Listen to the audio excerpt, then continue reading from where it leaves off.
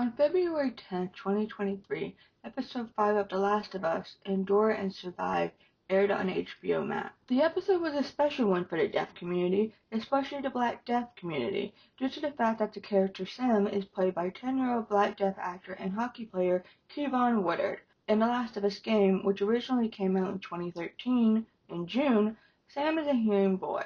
In the show, Sam is deaf. Co-showrunner Neil Druckmann explained the change, saying, and it started from a place of just like talking with co-showrunner Craig Mazin, and we're like, what if we could use less dialogue?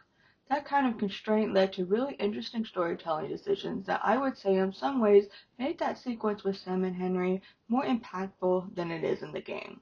And there was indeed less spoken dialogue. Keivonn and Sam both communicate using American Sign Language, and Sam's brother, Henry, communicates with him in ASL as well. Except maybe the less was a little too much less.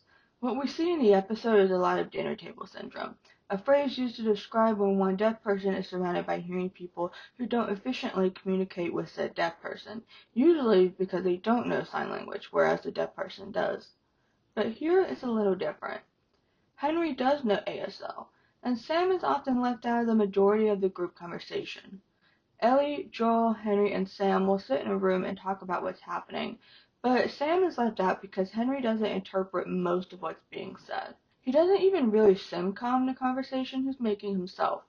Eventually, Henry will include Sam in the conversation for a few seconds to answer a question or two, but that's about it.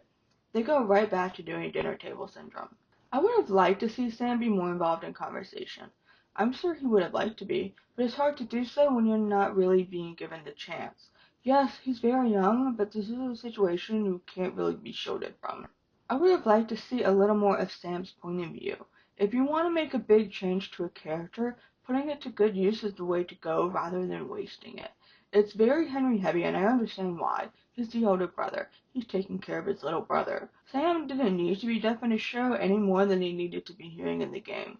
But again, you made such a big change. Why not make it worth it? Things could have been so interesting having a deaf perspective. What would Sam do? What would he have to do differently than his hearing peers would have to do?